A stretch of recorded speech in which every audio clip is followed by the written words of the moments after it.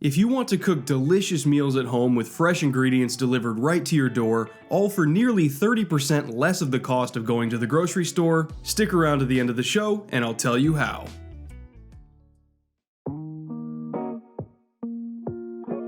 The Seahawks defense is historically terrible. In fact, they're so awful that calling them historically terrible might still be an understatement. The once proud home of the Legion of Boom is so bad on defense right now that they're on pace to shatter the all-time passing yardage record given up by a defense by over 800 yards. If you took Peyton Manning's crazy 2013 season where he passed for 5,477 yards, which is the all-time single-season record, that would still be way behind the pace of the average quarterback that is facing the 2020 Seahawks. That is how bad they are. But you didn't need me to tell you that. Just watching the team casually would tell you that they suck on defense. Seeing the results, or rather the lack of results, is the easy part. The hard part is understanding why they suck. And that's the exact topic that I decided to dig into this week, because really understanding the problems here is, I think, the first step that the Seahawks need to take in order to fix those problems. And yes, trust me, believe it or not, all of their problems are fixable. When it comes down to it, you can break down this dumpster fire into three main issues: poor communication, poor in-game adjustments, and nauseating predictability. Those are all by far the biggest obstacles facing Seattle today. And by the way, if you'll notice, none of those three problems that I listed has anything to do with pass rush. I know that blaming the defensive line for this terrible season has become the popular thing to do, but the pass rush is not the problem. Seattle was ranked 13th in the NFL in pressures per game per Pro Football Focus going into Week 10, which is slightly above average. And while certainly not elite, this defensive line has really started to come into its own to get after quarterbacks, even with just a 4-man rush. Trust me, the pass rush is not the culprit here. And that brings us back to the secondary and our first major problem: communication in coverages. Even with Jamal Adams on the field and a healthy Quinton Dunbar early in the year and a healthy Shaq Griffin and Ugo Amadi, this secondary has been terrible in communication and discipline in zone coverages all year long. They are constantly blowing assignments or freelancing for no reason or just flat out being late to get to their landmarks. Zone coverages, as you might have guessed, do not work if you don't actually play the zones correctly. And at least so far this season, the Hawks, despite all of their natural talent, have not been able to get on the same page to play their zones correctly. Take this snap against the Cowboys from Week 3, for example, where Seattle is running quarters coverage on 3rd and long. For reference, Pete Carroll calls this Panther coverage in his playbook, and it functions very similarly to any other match quarters coverage that you've seen broken down on this channel before. When faced with a trips look, meaning 3 receivers to one side and an isolated receiver to the opposite side, Seattle plays it very close to how Nick Saban defenses handle it down in Alabama. The isolated corner is in a Meg call on the isolated receiver, Meg meaning man everywhere he goes, and then on the front side against the trips you've got standard match quarters rules. The field side corner is in a deep quarter zone and will play any route from the number 1 receiver that goes further than 5 yards. The nickel corner is carrying the number 2 receiver up the seam on anything further than 5 yards as well, but he remains alert for what's called a push call if this number 3 receiver breaks quickly to the flat, in which case he will then pick him up while the linebacker then takes the number 2 up the seam. The field side safety is also responsible for the number 2 receiver, but only on routes further than about 10 to 15 yards. And then the backside safety, which is Jamal Adams on this play, he's responsible for the number 3 receiver on any route further than 5 yards.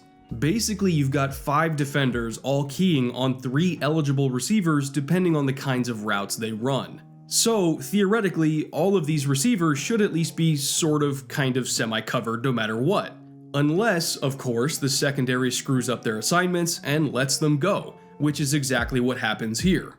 CeeDee Lamb from his number 3 spot is reading that the middle of the field is open, so he bends his seam route into the vacated space, and look at Jamal Adams here. He is not keying on Lamb like he's supposed to be in a Panther coverage call. He's expanding out towards the boundary to get over the top of this megged up corner when he doesn't even need to. That's not his responsibility to give that corner help over the top. His job is to key on the number 3 for any routes deeper than 10 yards, but he's not doing it. So as a result, CD comes wide ass open for more than a 30-yard gain, basically for free. This is a very simple coverage that is even run at the high school level, and somehow an all-pro safety managed to mess it up. Why? I have no clue, because Jamal has run this coverage 1,000 times before. But in Seattle, there's just something about their communication where even great veterans like Adams and Dunbar and Diggs all constantly screw up basic assignments in basic coverages. Even Bobby Wagner, a first ballot Hall of Famer and one of the greatest coverage linebackers to have ever walked this earth, has messed up basic coverage assignments this season, and I have no idea why. Is it the players? Maybe. Is it the coaches? Probably, but I can't possibly know for sure. What I can know, and what I do know, however, is that if you thought these voids in the zones were bad for Seattle when they have 7 guys dropping back into coverage, oh baby, you haven't seen just how bad they can get when they drop even fewer guys than that. When Seattle uses zone pressures with 5 or 6 guys rushing the passer and zone coverage behind them, they are an unmitigated disaster, because all of the space that they already allow in their normal basic zone coverages gets even more exacerbated when they have even fewer guys dropping back to cover. The Buffalo game was a perfect example of that a couple of weeks ago, and that brings me to my next point on the list: lack of in-game adjustments. You see, Seattle went into the Bills game with a clear-cut plan. They were going to bring zone pressures at every possible opportunity and throw as many bodies at the line of scrimmage as they could. Why would they do that? Well, they thought that Buffalo was going to be using a run-heavy game plan, and against run-heavy teams, that's what Seahawks defensive coordinator Ken Norton likes to do. He wants to bring pressure and basically play the run on the way to the quarterback. If you watch my recent episode on the Buccaneers dominating the Packers offense, which is another run-heavy system under Matt LaFleur, they pretty much did the same thing and picked Green Bay apart, so we know that that kind of plan can work. And, fun fact, even though Seattle is ranked 11th in blitz percentage per our friends over at Sports Info Solutions, the only 3 other games besides the one against Buffalo where they brought 5 or more rushers on over 40% of snaps were against New England, San Francisco, and just this past Sunday against the Rams, all 3 of which are decidedly run-heavy offenses.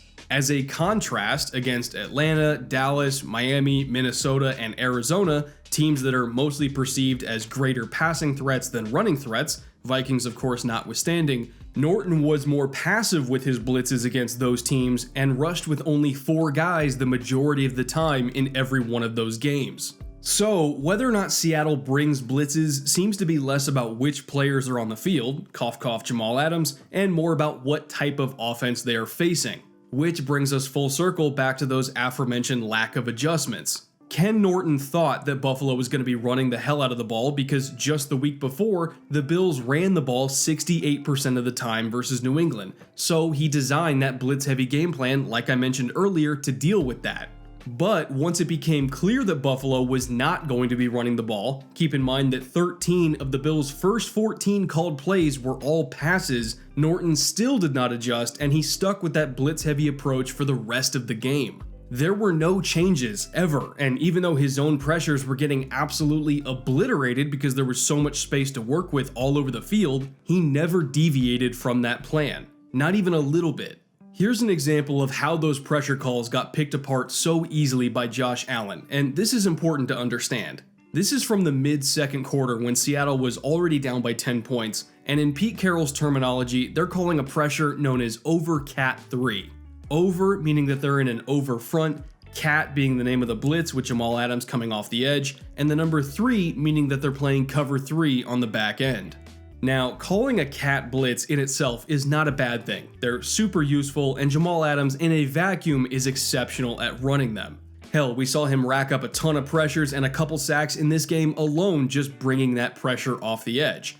But Buffalo specifically is one of the last teams I would try to call this blitz against over and over again because one of their favorite things to do as an offense is to just block up pressure with 6 or 7 guys in protection and attack corners that are left one-on-one down the boundaries. That's literally one of the main things they're known for as an offense. And with these corners that are essentially one-on-one, even though they are in zone coverage, if you ask the corners to play a bail technique and stay over the top of the receivers as they run go routes down the boundaries, guess what? The receivers are just going to snap those routes off and adjust them into deep comebacks instead. That's one of the most basic pillars of modern passing attacks is adjustable routes based on coverage. So, all told, if you're bailing over the top of a route and that route gets adjusted automatically into a comeback and there's no buzzing zone defender underneath that route to help the corner out because you don't have enough bodies dropping into coverage to do that, well, you get results like this. 18 free yards with basically no effort on the part of Josh Allen. I just hate this. I hate it so much. The zone pressures themselves are not a bad thing, but calling them over and over and over again when they kept not working, that's like the definition of insanity. The Seahawks did get 7 sacks, but the majority of them, 4 to be exact, came when Seattle just rushed 4 guys and gambled that their coverage would hold up. They gave up so many more yards trying to blitz constantly to get pressure when they were technically more productive in their pass rush when they didn't blitz at all. I can't believe how poorly constructed and how predictable this game plan really was. And speaking of that predictability, by the way, that brings me to my final point. By the second half, Buffalo knew everything that Seattle was going to do. Nothing surprised them anymore at all. And if you know based on personnel and down and distance and situation what a defensive coordinator is thinking, which Buffalo obviously did, then the offense can kind of do whatever they want. Here's an example of that just to drive this annoyingly frustrating point home even more. This was a 3rd and 16 early in the 4th quarter, and at the time Buffalo was only up 27-20, so it was still a very winnable game for Seattle, especially with Russell Wilson at quarterback. All they had to do was just hold the Bills to a field goal here in a very long yardage situation and keep the game within 10 points so that Russ had a chance. That was it. But instead of doing that and playing it mildly safe to force a check down, Ken Norton dialed up a 0 blitz in order to try to make a big play to knock Buffalo out of field goal range. That means cover 0, bring in the house, no safeties deep, everyone out on islands in coverage. It's a very risky call, and it just so happened to be the 4th time that Norton called it in this game alone. And because the word of the day is predictability, as you might have guessed, all of those other 0 blitz calls were also in 3rd and long situations, either in the red zone or just outside of the red zone. At this point in the game, Allen knew that it was coming. So when he was in the middle of his cadence and he saw once again no safeties were deep, all he had to do was just say 2 little magic words: gold rip. That was their signal for a tunnel screen to the right, and once he made that call, it was all over. Seattle brought the blitz, Allen got the ball out immediately, and John Brown got a convoy of blockers leading him all the way inside the 5-yard line. Buffalo would go on to score on their next 2 consecutive plays thanks to a timely interception by Tre'Davious White, and all of a sudden Seattle was losing by 21 instead of by 7. All Ken Norton had to do was just keep Buffalo to a field goal. That's it. He did not need to dial up 0 blitz on 3rd and long for the 4th time this game against an offense that has already put on tape this season that they like to throw screens against 0. Hell, Josh Allen gave the exact same signal for the exact same play already this season against the Jets. Back in week 1, New York showed him a 0 blitz pre-snap as well, and so he backed up, and you can hear him on that broadcast saying gold solo rip as his signal. Again, it's the same signal, and they ran a tunnel screen to the right to John Brown again that he scored on. I found that play and stole that signal for it against 0 in literally 5 minutes, and I'm just a random dude on the internet. And you mean to tell me that an organization full of professional coaches and professional players, none of them picked up on this? Nobody else said, hey, Josh Allen has a 114 quarterback rating and has thrown 6 touchdowns against cover 0 this season. He's pretty fucking good against it. Let's not call that if we don't have to. Or hey, even if we do call 0 for some stupid reason, if he sees it and starts making adjustments, maybe we should get out of it and just play safe. Nobody thought to double check any of this? Really? And in the same vein, in the Rams game a couple days ago, when it was 3rd down and 4 in the 2nd quarter, and Norton dialed up a blitz that they call Blast 3 in that playbook, when the Rams took a delay of game penalty on that 3rd and 4, but still saw that the Hawks called Blast, Don't you think that somebody should have said, hey, they just saw the blitz that we're trying to run, let's not call that again on the next play when it's 3rd and 9? Don't you think that maybe somebody should have stepped in there to change the call before the Rams ran a screen to beat it? Does that make too much sense to check out of a blitz that you already showed 30 seconds ago? I mean, what the hell is going on here? What kind of defense is this? You've got generational all-pro caliber talents making basic coverage mistakes. You have a coordinator who refuses to make halftime adjustments. You have predictable play calling and some guys playing hurt that honestly should not be on the field right now because they're doing more harm than good. There are so many things wrong here, and the sad part is that even though this defense is on pace to be the worst in history by far, we don't even know if we're at the bottom yet. I started off this episode by saying that these problems are fixable, and yes, I believe they still are, but just because they're fixable doesn't mean that they're easy to fix. Ken Norton needs to realize what his personnel is and is not capable of. He needs to be willing to conform his identity to the identity of his players. And even more importantly, the players need to fight for their coach and back him up by being more disciplined and not making so many bad mistakes. This isn't just a problem with one person, it's a problem with everyone. And every player, coach, and assistant on the Seahawks staff, you name it, all of them are accountable for this failure. We know what's wrong by now, and we know what has to be done to improve. So as far as I'm concerned, at this point there are no more excuses left. There is far too much talent on this team to be this bad, and the fact that Seattle not only has a winning record, but has one of the best records in the league is a testament to Russell Wilson's ability to bail this entire organization out by himself. The Seattle defense owes it to Russell to get better. They owe it to the fans to get better, and most importantly, they owe it to themselves too. Because if this team wants to have any hope of winning another Lombardi trophy, it will all come down to the defense. They need to study harder. They need to work together as a team. They need to play to their strengths and stop highlighting their own weaknesses. And of course, they need to go back to their roots. At their very core, there has always been and always will be one key to success for this team above all others. No matter what, bring the boom.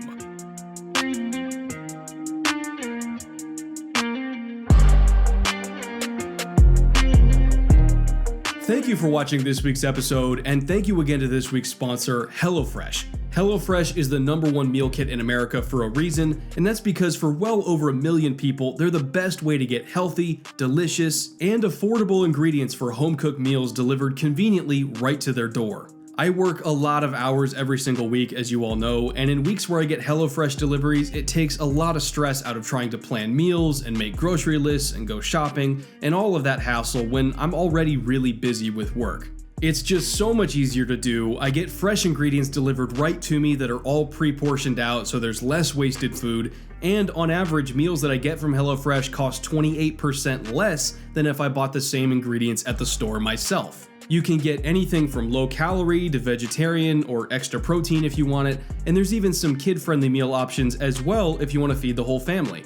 I cannot say enough good things about HelloFresh, and that's why I've been so happy to work with them for about a year now. I highly recommend checking them out, and if you're interested, you can go to HelloFresh.com and use my code FILMROOM90 to get $90 off, including free shipping on your first box. Again, that is promo code FILMROOM90 at HelloFresh.com to get $90 off, including free shipping on your first box. Again, thank you to HelloFresh for sponsoring this week's show. And as for channel news, I hope you guys were able to catch my Week 9 recap show over on the Bootleg Football Podcast. A link to that is down in the description below as well. It was a really long 2-hour recap, which we tend to be doing a lot these days. And we're going to have the Week 10 recap up this Wednesday again as well, which I think is tomorrow, depending on when I think I'm getting this thing out. I'm pretty sure I'm getting it out on Tuesday. So the recap show should be up on Wednesday.